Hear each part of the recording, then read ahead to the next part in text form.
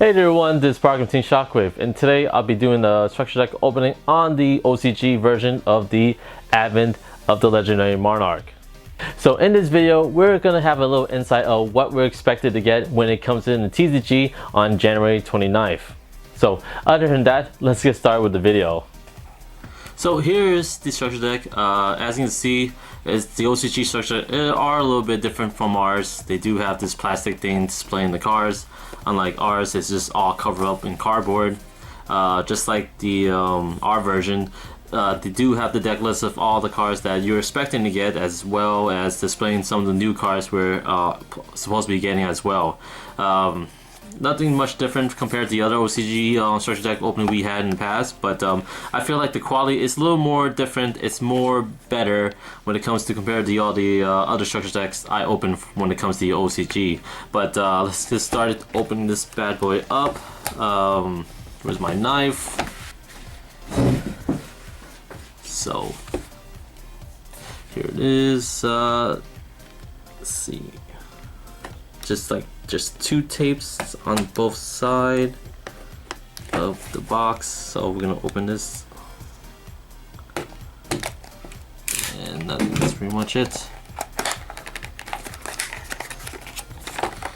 Oh, all right.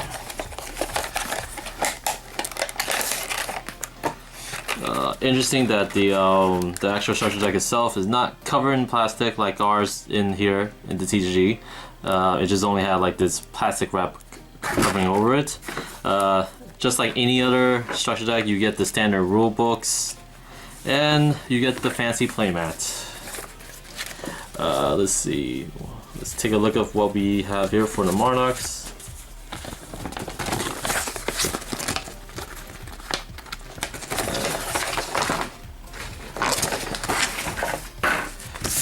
So right here, you basically getting the two of the big monsters. You get, I believe they're the mega dark version and the light version of the Monarchs in the set. Let's see, and this is very interesting. Seeing looking at the back, you actually have all these tip guides around in the back of the mat, so you actually have a better understanding of how to play the deck if you're first time playing the Monarchs, which is very good. I really liked it.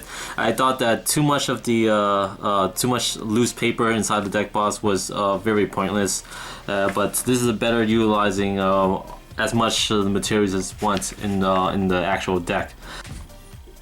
Alright guys, so let's start this off with the Erebus, the Underworld Monarch. It is a level 8 monster with 2800 attack and 1000 defense. Its summoning condition is that you can tribute summon this card by tributing one tribute summon monster you control. If this card is tribute summoned, you can send 2 Monarch spells or trap cards with different names from your hand or from the deck to the graveyard, and if you do, shuffle 1 card from your opponent's hand, field, or graveyard into the deck. That's a pretty good effect right there. It allows you to bounce back any card that could be problematic later or currently back to the deck, and hopefully they don't redraw it back again.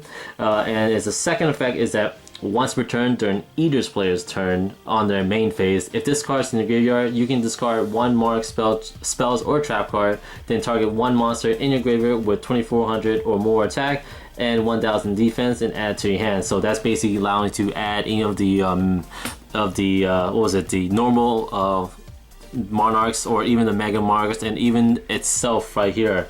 But it's a great card to have if you actually want to play with this deck, and it has a lot of recyclability, especially if you want to get rid of cards that you know you won't be using. So pretty good start with this structure deck so far. The next card we're getting here is Eidos, the Underworld Squire. So it's a level 2 dark monster, 800 attack, 1000 defense, a spellcaster. And its effect is that if this card is no more special summon during your main phase this turn, you can tribute summon 1 monster in addition to your normal summon or set.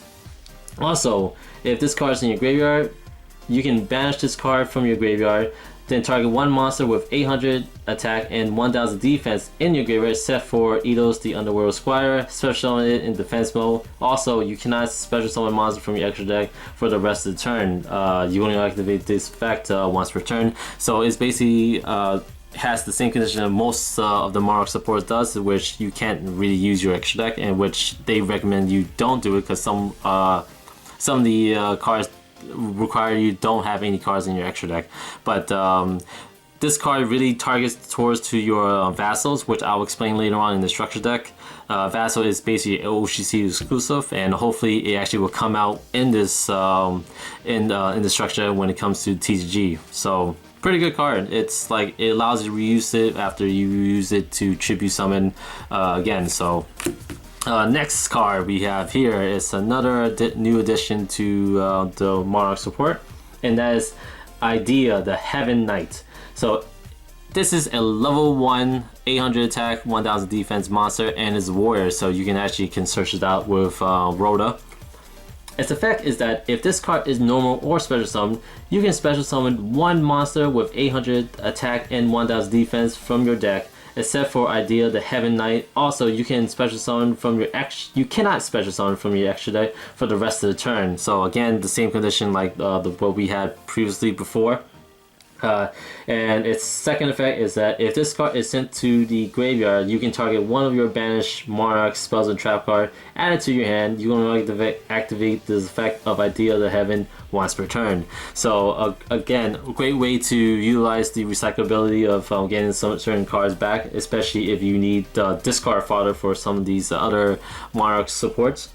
Also, another great card to target your vassals if you want to activate their effects later on. Now we have a spell card here, and it's another super rare. This is called Pandemus of the Monarch. It's a normal spell card, and its effect is that send one Monarch spell trap card from your hand to the graveyard, draw 2 cards. Pretty good right there. It's like a D draw when it comes to playing the Monarchs.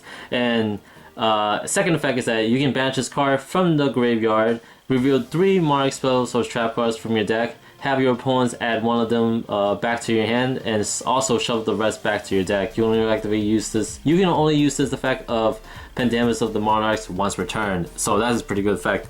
If you're actually playing 3 of the same spells or trap cards, then you're basically gonna get it back automatically, like Stormforth. Now we have our normal Monarchs here, and the best of the best is Caius.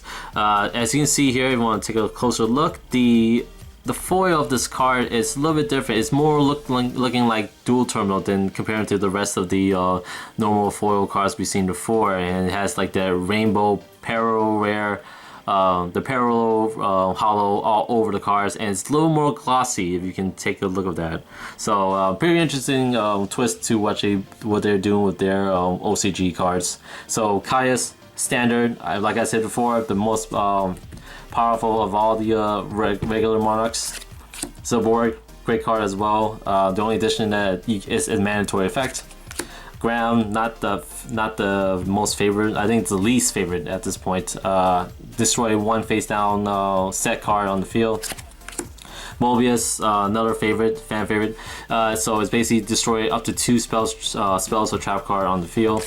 Testellos, allow you to get rid of or 1 card from your opponent's hand when it's tribute summoned, and if it's the monster, burn 100 life points for each level on that discarded monster.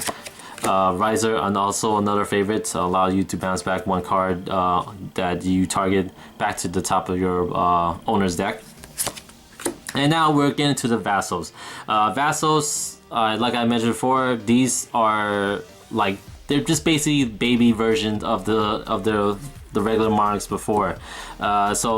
The condition of these that they're able to special summon themselves, and for that you're able to tribute summon it for the regular Monarchs or even the Mega Monarchs. So think of these Monarchs as Pokemon. You have the baby Pokemon, you have the regular ones, and you have the Mega Monarchs, where you don't need to do something a little more creative to actually tribute summon it and to activate their effects, but each one has their own specific summoning condition as well as effect when they're activated. And these vessels are the OCG exclusive.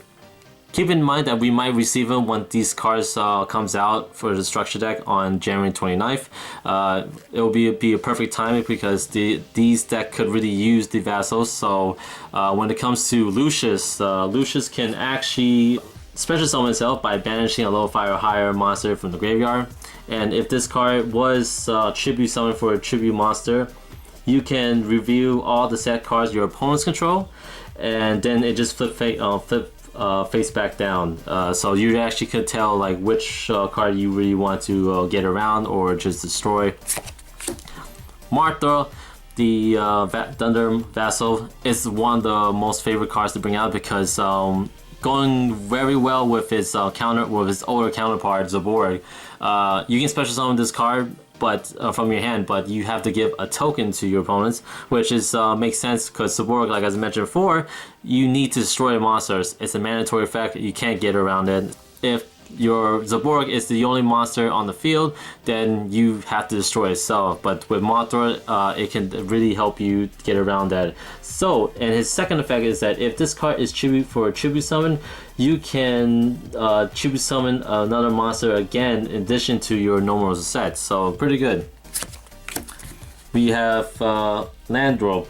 Landro, unlike his older counterpart, is the most also used cards when it comes to the vessels because you're able to special summon this card by flipping one face-up monster in your opponent's control face down.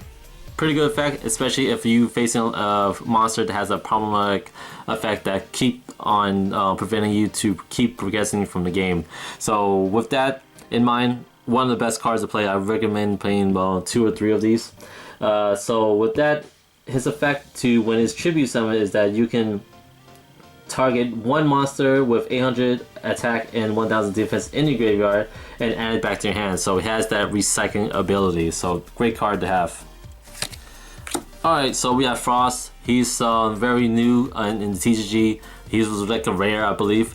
And basically he doesn't really have much of effect besides his summoning condition compared to his other vassal counterpart. And he's basically special summon himself if there's 2 or more spells that trap your opponent's control. So pretty standard, nothing much new from it. We have Berlin. It's basically a weaker version of the Testellos.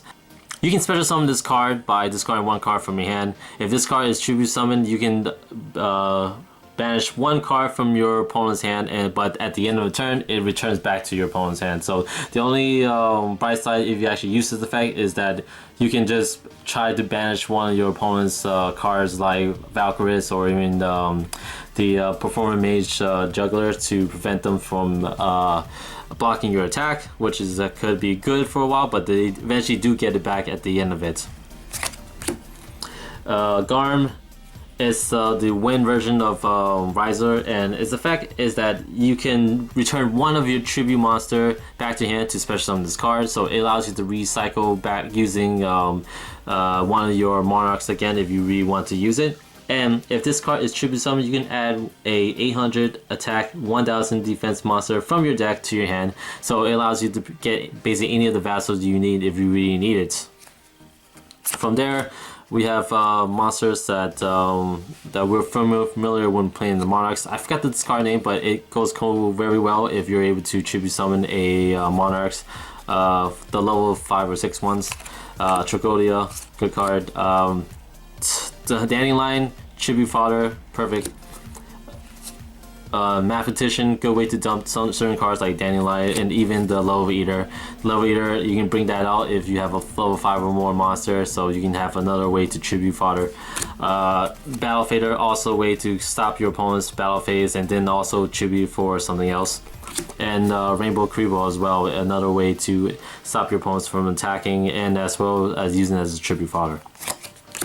We have a spell card called the Minion of the Legendary Monarch, also an OCG exclusive currently, and hopefully it will come out during the TCG release of the structure deck. So, while you have no cards in your extra deck, and if you control a tribute summon monster and your opponent does not, your opponents cannot special summon monster from your extra deck. If a tribute summon monster you control attacks a monster, opponent's monster to be more specific, it gains 800 attack during the damage step calculation only. Once returned, you can reduce the level of one monster in your hand that has 2800 attack and 1000 defense by 2 levels. And this lasts until the end of the turn, so this is a great way to reduce your Mega Monarchs back to level 6, so you can have one tribute summon when bringing it out. So it's perfectly fine if you actually use that with a combination of Stormforce or one of the vassals. We have March, a very standard card to help prevent targeting from your tribute summon monster. I'm not very fond of this card. I don't like its effect that very well, and hopefully someone can actually utilize this much better. Stormforce, one of the most played Monarch cards in any tribute deck, just because it allows you to tribute your opponent's monster, but without sacrificing your battle phase, just like Soul Exchange. I'm not very familiar with this card. This is a great card for search out what you need if you really want to look for specific monarchs. Soul Exchange, like I mentioned before, I really don't want to reuse it if I don't have to. Enemy Controller, very standard in any monarch deck. I'm not familiar with this card. Soul Charge, great way to bring out multiple monsters at the same time. Hopefully it actually could do some real damage with some of the new support we just seen today. So I'm not very familiar with this card. I know this is a one of those monster traps, so it's special summon itself. It becomes any attribute by discarding a certain card, I believe, and this way it has big butts. It's 1000 attack, 2400 defense, and it counts as 2 tribute if you're tributing it for the monster with the same attribute. So pretty good card if you actually could bring this out very often. We'll wait to see the potential later on when this card actually comes out in TCG. We have more cards for the Monarch support that we've seen in the past, and we have a pretty good token right here. Like, I was surprised to see a token in a structure deck. I wish our structure deck will come with tokens that if it actually needs it, but I can see that the token is necessary if you're playing Mithra, because like I mentioned before, to order special Mithra, you got to give a token to your opponents, and this looks like a Caius Shadow Ball, so it's very interesting that it's not something related to Mithra itself, but who cares. And then we have one new holographic card left, and it's Altair the Heaven Monarch. So it's a level 8, 2000, 1000 defense, so basically the same stats of the one we had before with Erebus and any of the other Mega Monarchs. So its effect is that you can tribute summon this card by tributing one tribute summon monster. If this card is tribute summoned, you can send 2 Monarch spells or trap card with different names from your hand or deck to the graveyard, and if you do, special summon one monster with 2400 attack and 1000 defense from your deck, but it's returned to your hand during your end phase. So basically it has the same condition to activate the effect, but it gives you a different result. This time you can bring out a monster to your side of the field that could be recycled back to your hand, and you're able to activate the effect when you tribute summon it. Pretty good, I really like it. And the second effect is that once returned during your opponent's main phase, if this card is in your hand, you can banish one Monarch spells or trap card from your graveyard. Immediately after this effect resolved, tribute summon this card, and this is a quick effect. So pretty good card. This is where the the Heaven Knights effect comes into play when it comes to banish spells and trap, because this has to banish the spells and trap in order to special summon itself, while Ideal could actually use the effect to return banish the spells and trap back to your hand. So it's a way, this whole structure deck, it has this recycling ability from for you to just get back what you need, so you consistently keep going on playing and aggressively trying to push for game. And that's pretty much it for the deck opening. Alright guys, so that's pretty much it for the video. Overall, I really like the deck. I think you can just buy a couple of these deck boxes and make an actual pure Monarch that can be very competitive. I believe that we will receive every card we saw in this video here in the TCG, because I don't see anything that was very crucial that we haven't gotten before. In the past, Blue Eye Structure Deck did have cards like the Max C, and the Hero Structure Deck did have cards like Silent Warning inside the deck, but we didn't receive that when it came here in TCG.